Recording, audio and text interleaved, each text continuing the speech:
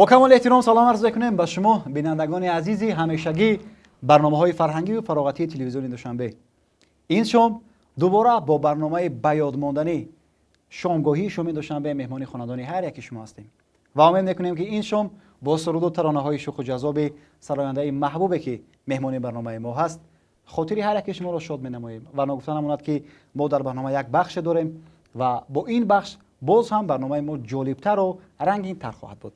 دوستان عزیز، این شام این نوبت به برنامه خود دعوت کردیم سراینده جوان و خوش‌آواز، صاحب استعداد و غالب چندی از آزمون‌ها در داخل و خارج کشور افضلشاه سفرزاد رو خوش آمدید به برنامه. سلامت باشید. تشکر زیاد. ما امید می‌کنیم افضلشاه که امروز با صحبت جالبی که خواهیم کرد و با اون سرودها و ترانه‌هایی که قرار است زنده در برنامه صدا دهند خاطر بیننده عزیز را شاد می‌کنیم.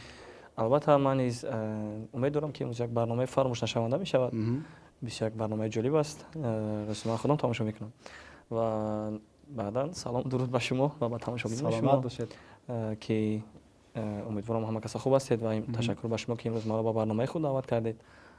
با ما باشید. بیننده عزیز نگفتن امانت که برنامه ما در مرکزی پرودوسری تیم مدیا ثبت گردیده شده است و افضلشاه سفرزاد نیست همچنین اعضای این مرکزی پرودوسری است و در اینجا کار و فعالیت میکند.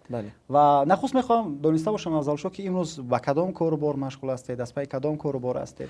راستی کاری ما چون هر وقت ایجادیات است و البته من در خود یک نقشه بودم که باید هر ماه یک سرود تر و تازه پیشکش کنم و البته همین خیلی هست هر ماه کوشش داریم که یک سرود پیشکشی شنوندگان خود گردونیم. از قفای ایجادیات هستیم. ما هم شاهد هستیم که از افضلشاه سفرزاد طول چند ماه میشود که پای در پای سرودهای نو تر و تازه با طرز ویدیو کلیپش هم در شبکه اجتماعی یوتیوب خود و هم در شبکه اجتماعی مرکزی پرودوسری تیم مدیا نشر میکند.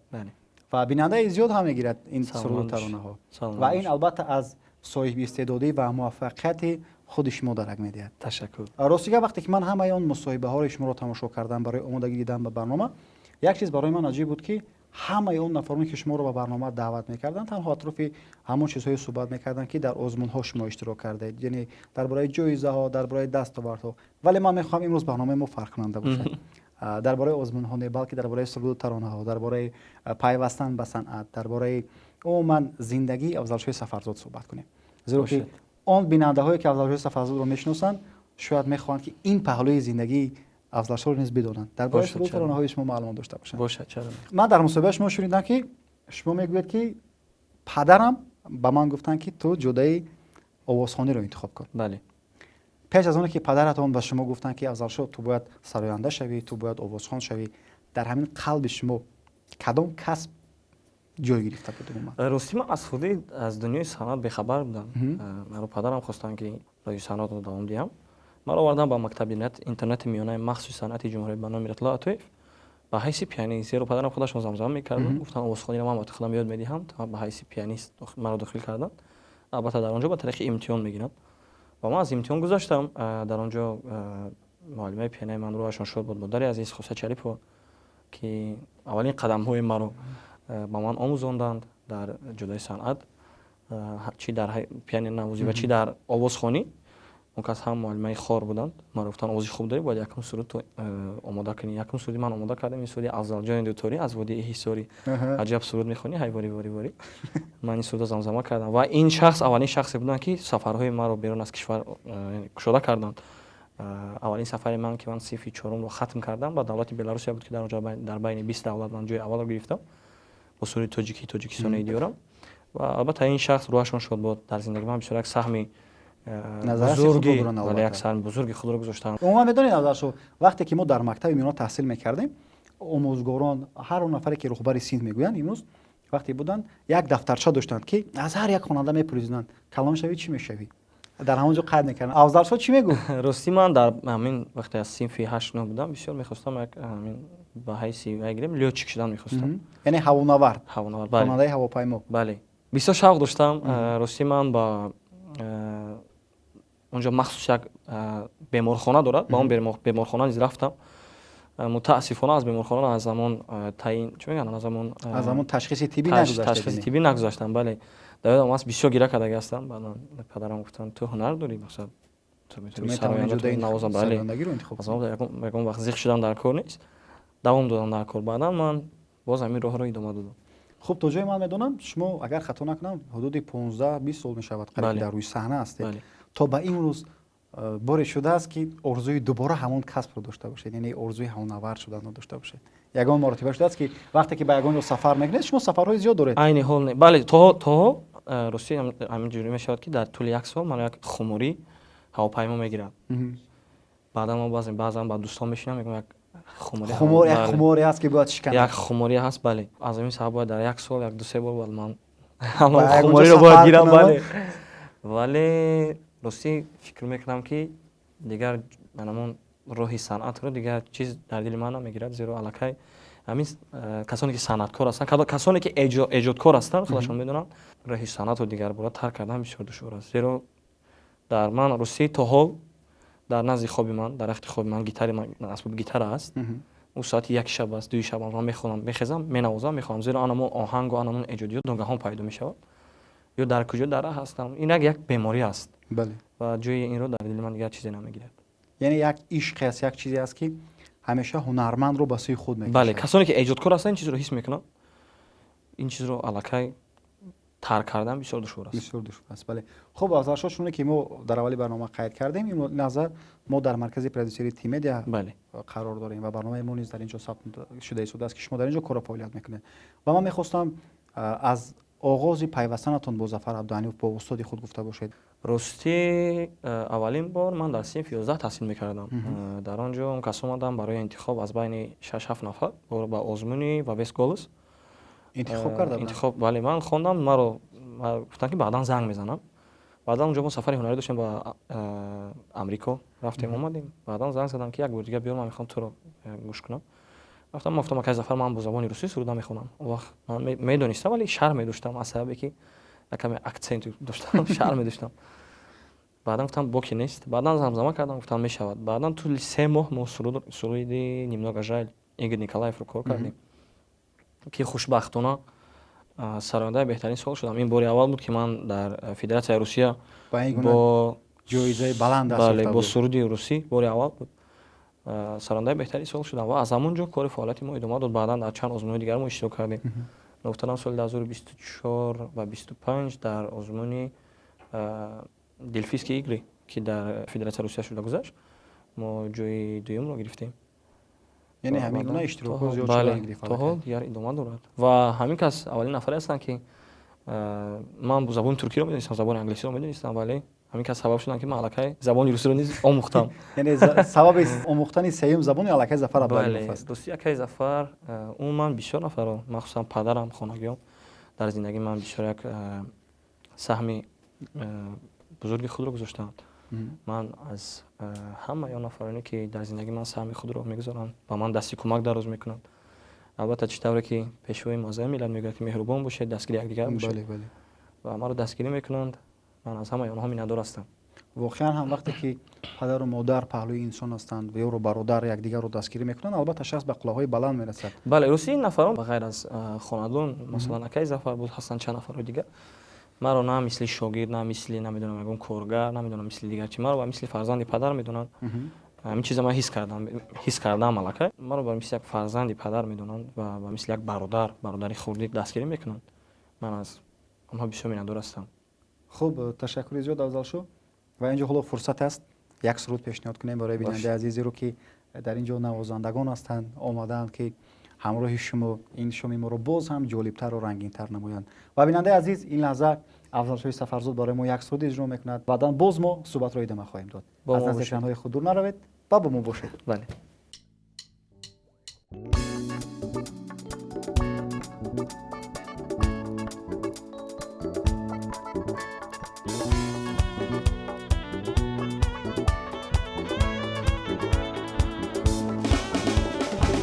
نمیپرسی مرا از حالم احوالم چرا نمیگیری خبرم مرا مایلی خودت کردی با دردی زیاد ماندی در خطرم صدا و آواز و خنده ها و نازی تو را از یاد نمیبرم بیا گویم از عشق و راز و شب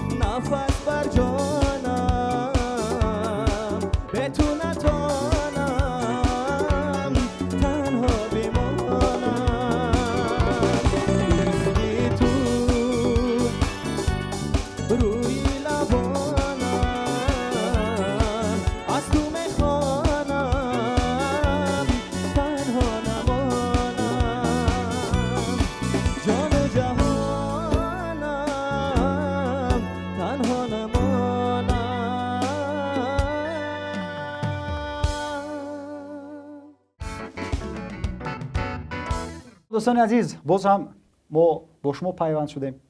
این لحظه شما برنامه شامگاهی شام دوشنبه رو تماشا کرده هستید و مهمان برنامه ما هستند سراینده جوان و خوش آواز، صاحب استعداد و صاحب مکتب افضل سفرزاد. سلام علیکم. افضل شما در چند ماه اخیر سرودهای نهایت زیاد پیشنهاد کردید، هم به طرز کلیپ ترانه و هم به طرز اودیو کلیپ و امروز در محفل خرسندی های مردم نیز اشتراک میکنید و این سرود از جانب شما صدا میدهد و زیر این سرود و ترانه ها مردم میرقصند، خوشحالی میکنند. در یک مصاحبهتون شنیدم که سرود گلبدن بله، یعنی پدرتون در با دو طور در نزد شما سراییدن. با طور بله، از من خانه رفتم گفتم پدرجان باید یک آهنگ نو ایجاد کردن. لازم از طول چند قشید آهنگ ایجاد نکردیم. بعدا طور رو گرفتم گفتم یک آهنگ خوب دارم گلبدن با طور. پدر من خودشون طور مینوازن با سازی طور بعد زمزمه کردن. بسی با من پسند اومد. بعدا من سرود رو گرفتم با خود قید کردم گرفتم با تنظیمگر بردم.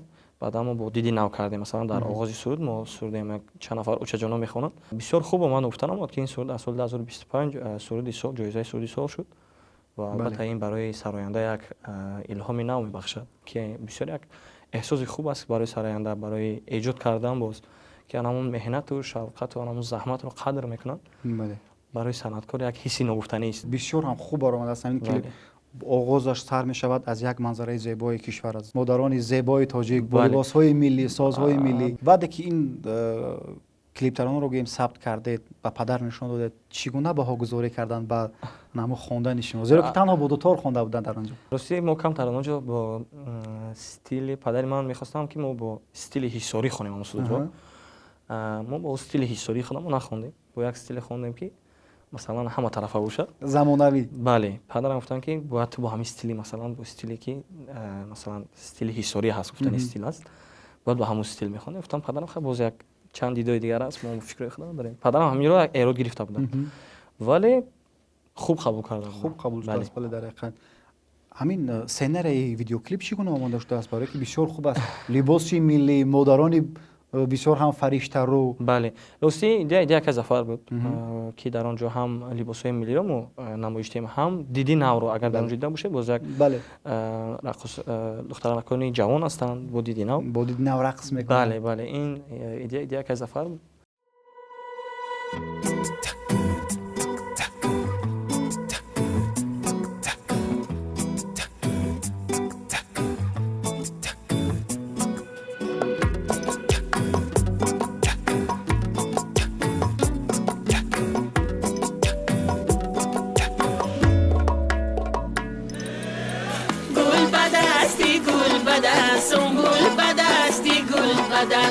جان و دل قربانی و صد دل بدستی گل بدن جان و دل قربانی و صد دل بدستی گل بدستی گل بدن سنبول بدستی گل بدن گل بدستی گل بدن سنبول بدستی گل بدن جان و دل قربانی او صد دل بدستی گل بدن جان و دل قربانی او صد دل بدستی گل بدن. و نگفتنم اومد که روسی ما رو با بسیار جا چی با کنسرت ها چی با محفل ها دعوت میکنن مخصوصا برای همین سرود. یعنی مخصوصا میگن تو همین سرود رو باید بخونی. خودم شاهدی هستم که زنگ میزنم مثلا میگن که مادرم میگن که بیان مثلا سرودی گلبدن باشد.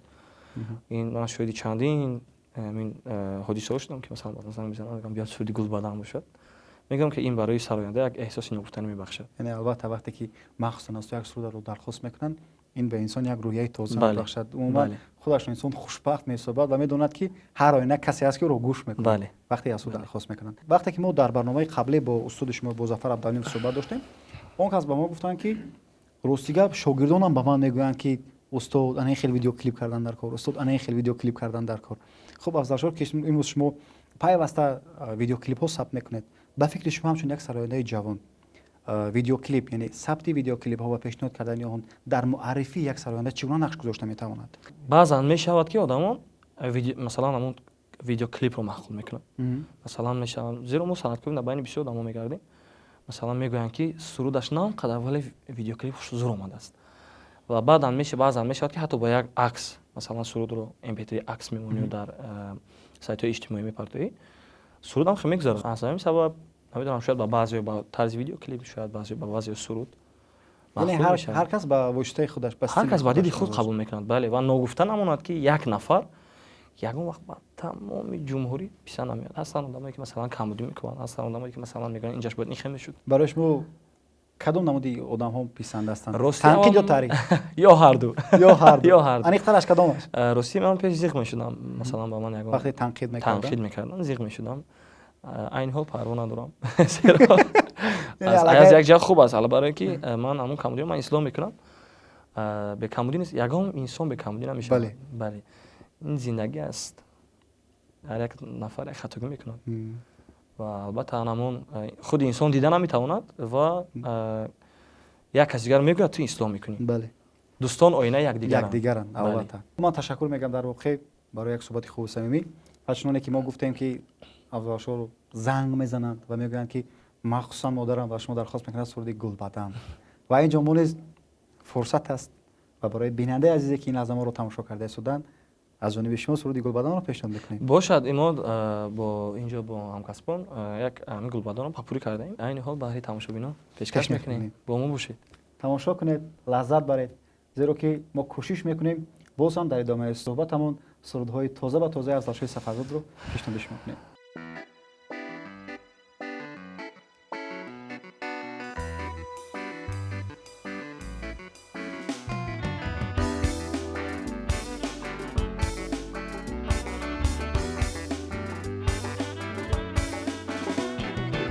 گل بدستی گل بدن سنبول بدستی گل بدن گل بدستی گل بدن سنبول بدستی گل بدن جان و دل قربانی او صد دل بدستی گل بدن جان و دل قربانی او صد دل بدستی گل بدن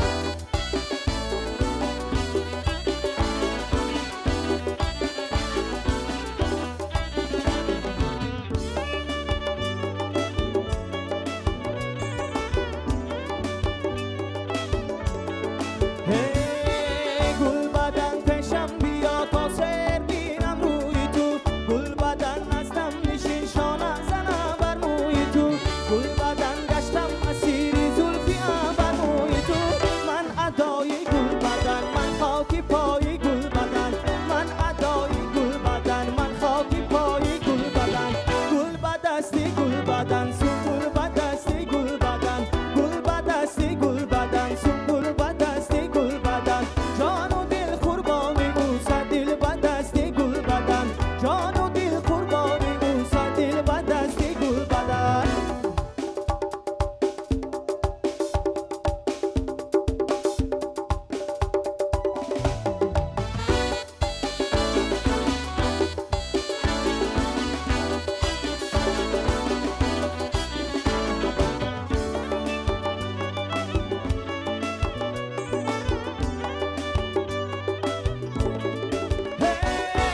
گل بدن صبر و قرارم برده ای با یک نگاه تو با نازوگیش مباشی من با درد و آهوا با بکای از من گریز این لحظه نزدم بیا من ادای گل بدن من خاکی پای گل بدن من ادای گل بدن من خاکی پای گل بدن گل بدستی گل بدن سنگل بدستی گل بدن گل بدستی گل بدن سنگل بدستی گل بدن جان و دل قربانی او صد دل بدستی گل بدن جان و دل قربانی او صد دل بدستی گل بدن جان و دل قربانی او صد دل بدستی گل بدن گلم بردن بهرم سونو گلم بردن به چمن گلم بردن بهرم سونو گلم بردن به چمن گلم بردن بهرم سونو گلم بردن به چمن گلم بردن بهرم سونو گلم بردن به چمن از بالا باران آمده گلم بردن بهرم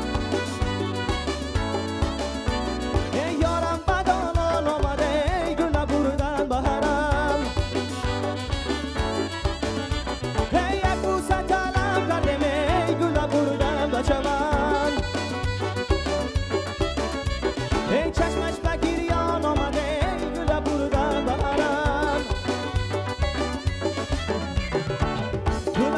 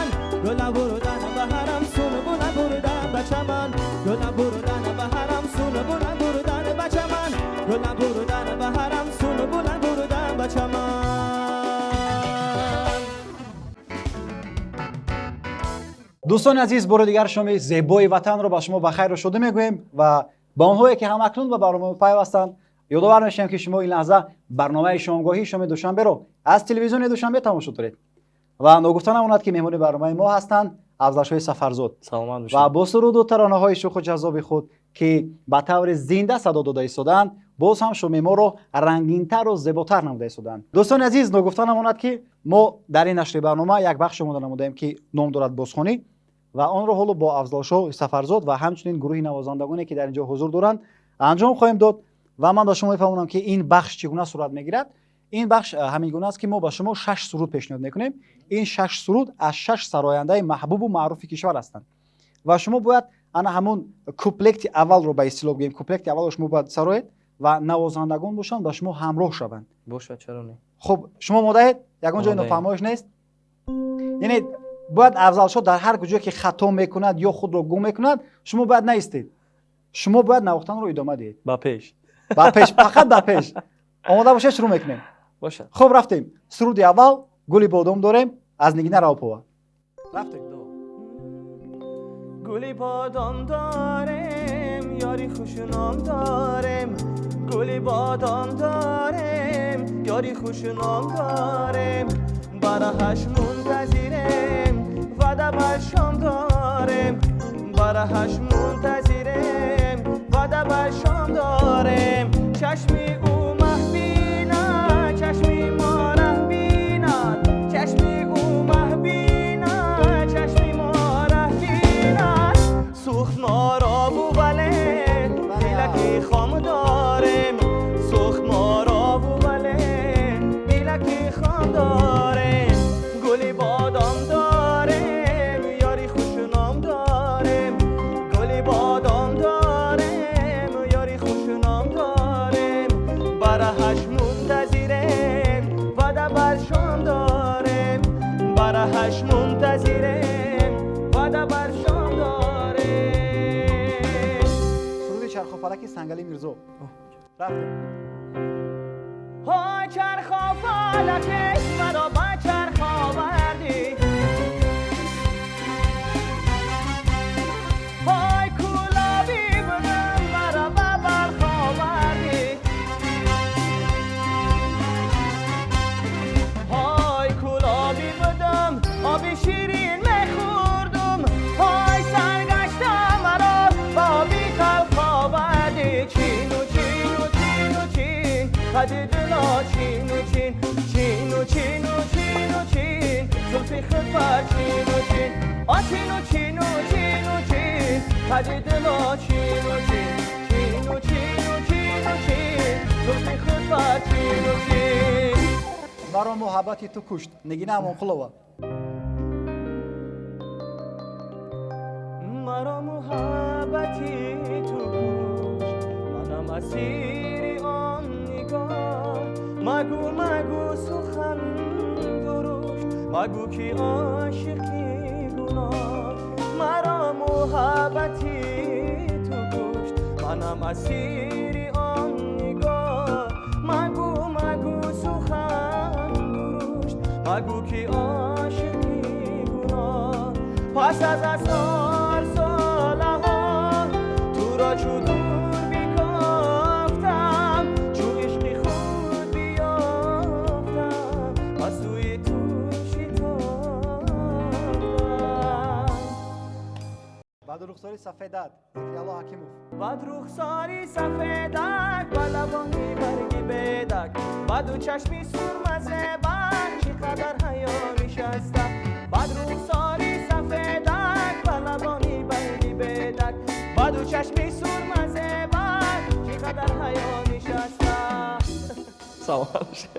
چرا دیگر ادامه ندادید؟ ما از استادان عذر میپرسیم از اون نفرانی که از استادانی که سوداشون زمزمه کردیم شاید بودن کمودی ها، ما خطا کردیم کمودی کردیم، از این سبب بسیار عذر میپرسیم. ولی باز ادامه میدیم. بله. خب میرویم. اگر روزه مرا در گوشه دیدی دمیربک اولیموف. باشه. اگر روزه مرا در گوشه دیدی، صدایم رازی دوری ها تو بشنیدی، و مثلی ناشناس رفت بدونی کورس و پاسرم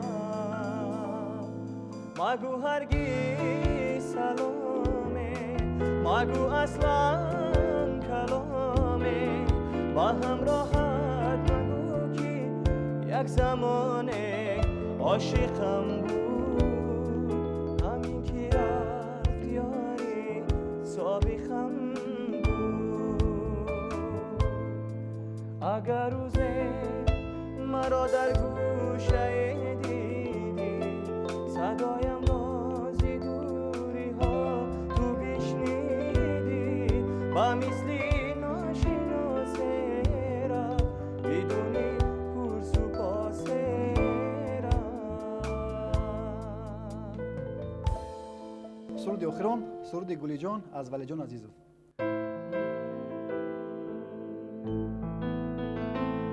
گلی جان من قربان تو میشم تو بیدان تو بیدان با فرمان تو میشم تو بلب خنده مستانه با زلفی کجوشانه نه نه نه نه نه نه نه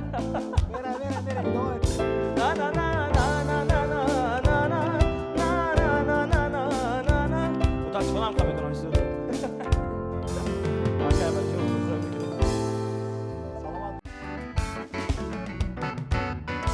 تشکر زیاد از افضل برای اجرای سرودهای شوخ و جذاب و همچنین برای اجرای بخشی که ما پیشنهاد کردیم.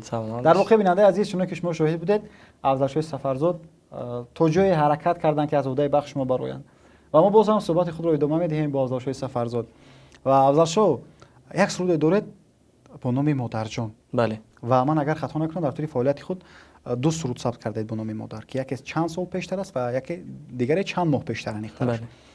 و عموما هر نفری که سرود مادر رو گوش میکند یک الهام تازه میگیرد با فکر و اندیشه فرو میرود و بعضی انسان ها هستند که حتی اشک میریزند با یاد مادر.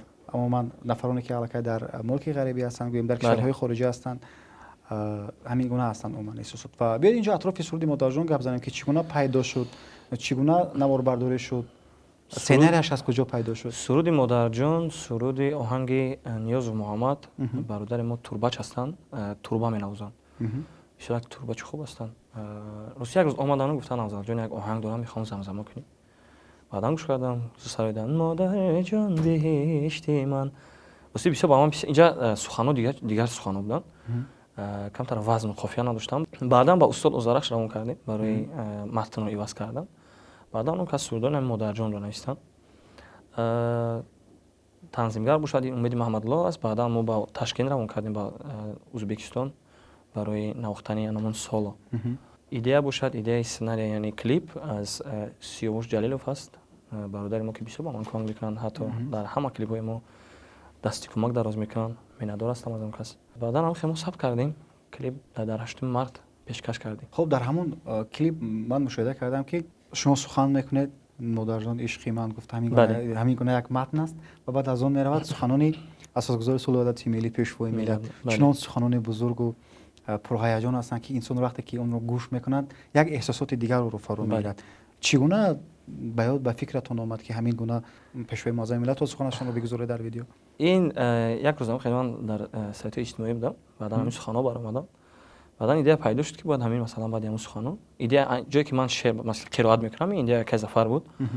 بعدا گفتم اگر بعد اینجا مثلا بعد این قرائت سخنای پیشوای معظم ملت رو بکنیم بسیار خوب میشه. بعدا من در وقتی ثبت کلیپ هم خیلی کردیم جو کردیم بله. بدیل بیننده هر کسی گوش میکند من فکر میکنم عموما هر کسی گوش کند همین مثلا همون جایی که پیشوای معظم ملت سخن میکنند یک هیجان دیگر فرو میگیرد.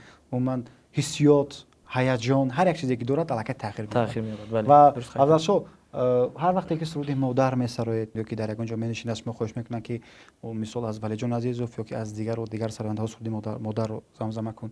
وقتی سرود مادر میسراید احساسات بیننده اشک چشم یا یاد مادر و شما اون حسات دیگر میدید؟ البته راستی نگفتن اون یک مسیر خودکک میکشم. من یک چند ماه پیش مادر من بسیار بیماری وزبین شدن. طول یک ماه یک نیم در خانه نبودن در بیمارخانه خواب بودن. ما قلبشون رو جراحی کردیم. همون روز شد که بعد من سرود مادرجان رو ایجاد کرده بودم. خودم گوش کردم زور گریستم. خیلی واقعا شد. زیرا من خانه می‌داره وقتی می‌بینی که مادر نیست، زیرا من هر روز خانه میرم دیر میروم. مادر من تا ساعت 1 شب من رو انتظار میشه، 2 شب یا تا 3 شب وقتی من تو خانه ندارم مادر من خواب نمیکنم. پدرم همچنین میدارم اون دسترخوان پرفتگی اول میپرسن سری گوش نه، بعدا کارا چی خیلی یا که اگر بسیار مونده باشن اگر آمدی میگم چه جان بعدا خواب میکنم. واسه انا اون چیز طول یک نیم یک من حس نکردم. هم لحظه شد که من لحظه یعنی واقعا بود که من گیره کردم. مادر بسیار شخصی بزرگ است، شاید اون دوینه که اونها گرفتن در کار. شکر خدا یعنی حال در برامون هستن. خدا 100 سالش اون همه مادر رو در بالای سر ما باشن. شاید شور میسازم زمان میکنیم باشه چرا نه. مادر جان بهشتی من، عشقی من، سرشتی من، نوا بخشی تمنایم، سرودی سرنوشتی من. مادر جان بهشتی من، عشقی من، سرشتی من، نوا بخشی تمنایم،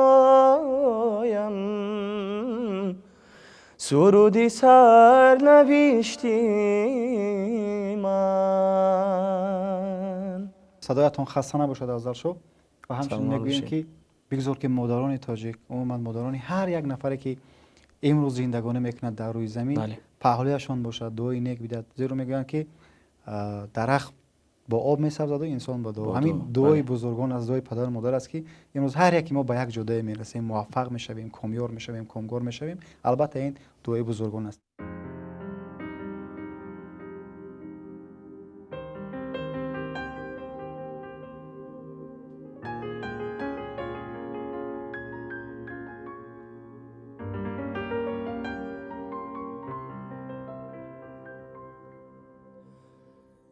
ای عشقی من،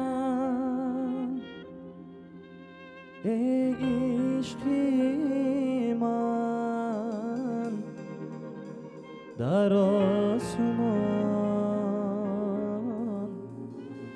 جستم تو را، بگذشتم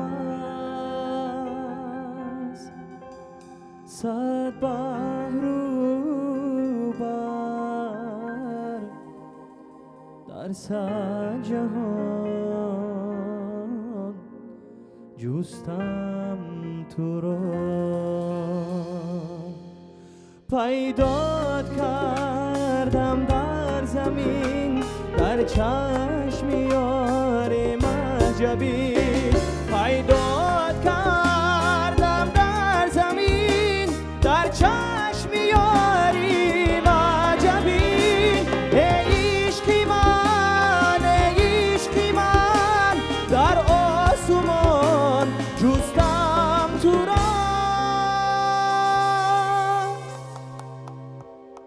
بگذشتم از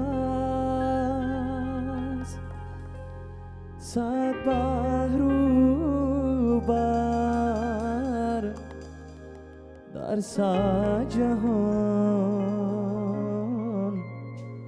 جستم تو را.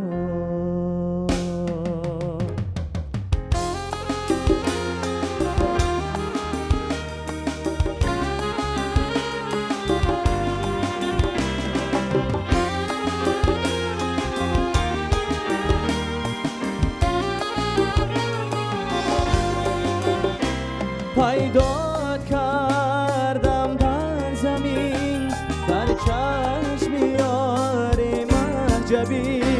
پیدات کردم در زمین، در چشم یاری مجبی.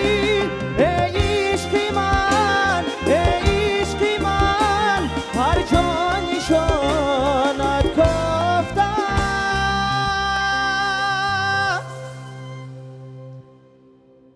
بگذشتم از 100 بحر و بر، هر جا نشانت گفتم.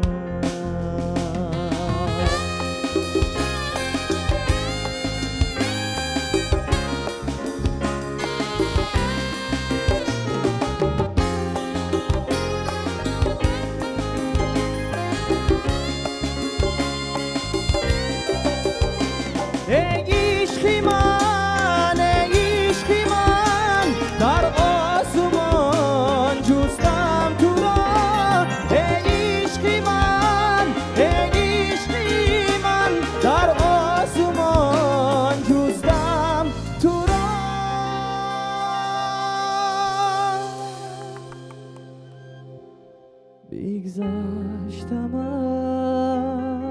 از صد بحر و بر در صد جهان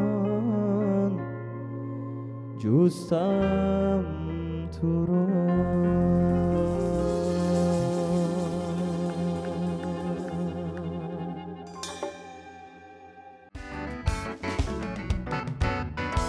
توجه معلومات دارم برادر شما نیز در روی صنعت هستند. بله برادر کالی من گفتن اومد که نام سروده که بسیاری مرا میشناسن. اون سرود مادر است. به خوابم اومدی مادر شبانه. آهنگ برادرم است که من در آزمون استعداد سراغ بودم. بعداً خودم نمیدونستم که بعداً اون سرود به همگان رسید. آهنگ برادرم است. کس بسیار یک مخلصی شادروان کرامت الله قربان است. بسیار مخلصی میکنن. تا حال همون شکل و سیما و لباس پوشی و تمامی زمزمه کرده بله همون با شادروان کرامت الله قربان است. چرا یگان دویت نمی‌سازید یک جای امروز ما شما رو پاولی هم نمی‌بینیم؟ راستی با بسیار سرانده همون تنالیس میگن تونی من موافق نمی‌غلطد زیرا از من تنر است. تنر این با مثل یک مثلا بسیار صدای بلند است. از همین سبب من با بسیار دویت خواندن نمی‌توانم. از اون جمله با برادرم اگر من مثلا از 30 خونم اون کس مثلا از سال یا از فهمی خونم. در بسیار سبب اساسیش همین بله باقی دیگر 150 من که موافق نآمدن است تنر یکم است همین سبب بسیار موافق نمی‌غلطیم. نقشه هست که در سال 2026 یعنی چند ماه دیگر است یا در سال 2027 در یگان آزمون‌های سطحی بین‌المللی اشتراک کنید. باید در ماه سپتامبر یا اکتبر باید من بر دولت قرقیزستان سفر کنم با فستیوال میکینگ آزیا. در اونجا با یک دخترک قرقیز ما دویت می‌خونیم.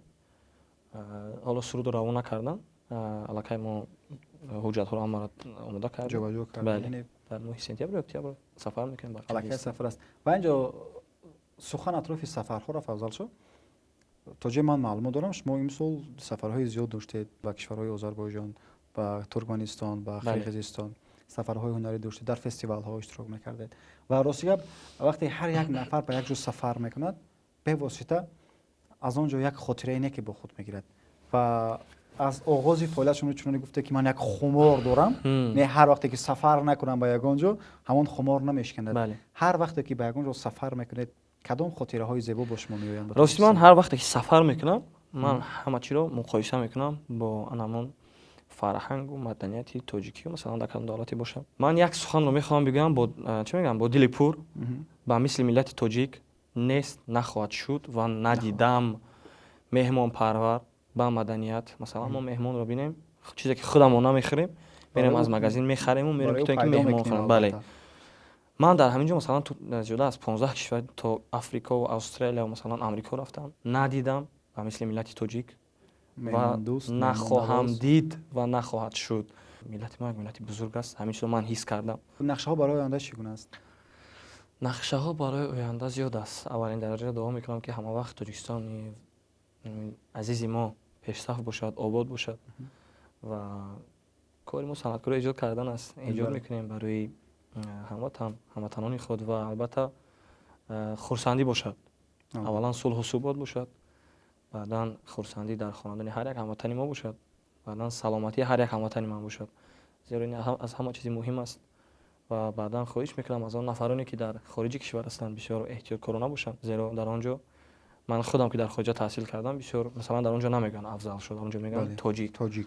بله بسیار احتیاط کار باشند و در کجای باشند نامبردان این وطن باشند. چطور که پیشوای معظم ملت میگن ما رو در کجای انتظار نیستند. بله ما هم وقت باید این وطن و ملت خود را آباد کنیم. بله و هم وقت تاجیکستان به پیش. در واقع من تشکر میگم با امید میکنم که در ادامه فعالیت باز هم به قله‌های بلندتر برسید و سرودهای نو به نو تازه به تازه رو ثبت کرده پیشنهاد مخلصان و هواداران و دوستداران خود گردانده بود. سلامت باشید. تشکر به شما که امروز به برنامه خود ما را دعوت کردید. سلامت باشید. و البته باز میگم خدا کند که همه وقت در وطن ما صلح و ثبات آرامی باشد، در خاندان هر یک هموطن توی سرور باشد، خرسندی باشد و در کجای باشید بسیار خواهش میکنم احتیاط کرونا باشید، نامبردار این وطن این ملت باشید و همه وقت چخیلی که پیشوای معظم ملت ما میگن تاجیکستان با پیش. بیننده عزیز بار دیگر قید میکنیم که نشر این نوبتی برنامه شامگاهی شام دوشنبه بود. این لحظه مهمان خاندانی هر یکی شما و امروزا برنامه ما ثبت گردید در مرکز پرودوسری تیمدیا و با شنیدن چند ترانه دیگر از افضل سفرزاد با برنامه این روزه خود حسنی انجام می‌بخشیم. تا برنامه‌های دیگر خیر.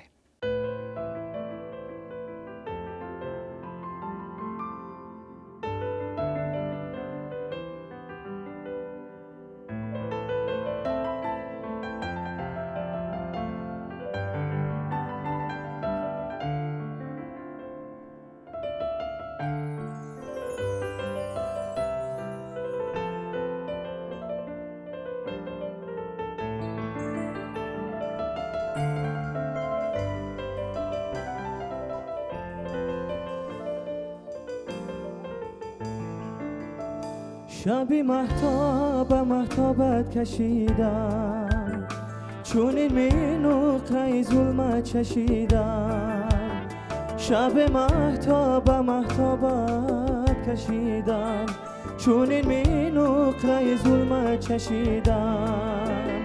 چون این مینوقه از بندش جدا شد، نمیدانم که یاری من کجا شد. چون این منوخ از بندش جدا شد، نمیدانم که یاری من کجا شد.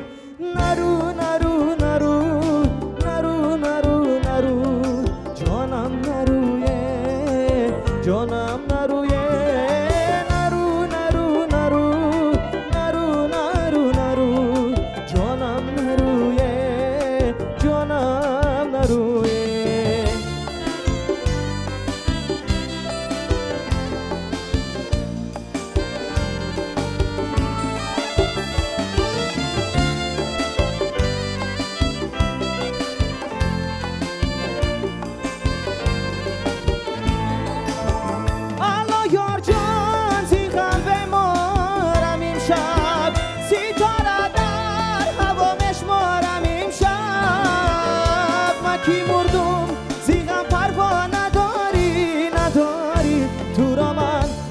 خدا مسپارم امشب، من کی مردم زیغم پروا نداری نداری.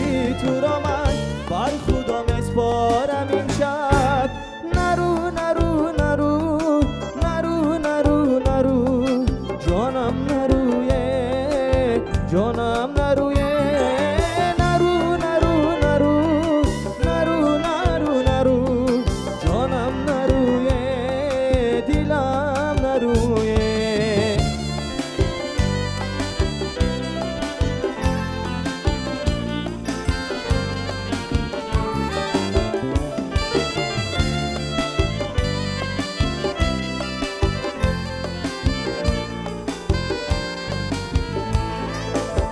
دو زلفانت با تاره رو بابم، چی میخواهی از این حالی خرابم. من کی مردم زیغم پروا نداری نداری. چرا هر نیمه شبایی بخوابم. من کی مردم زیغم پروا نداری نداری. چرا هر نیمه شبایی بخوابم. نرو نرو نرو نرو نرو نرو جانم نرویه، جانم نرویه. نرو نرو نرو نرو نرو نرو جانم نرویه، دیلم نرویه، جانم نرویه، دیلم نرویه، جانم نرویه.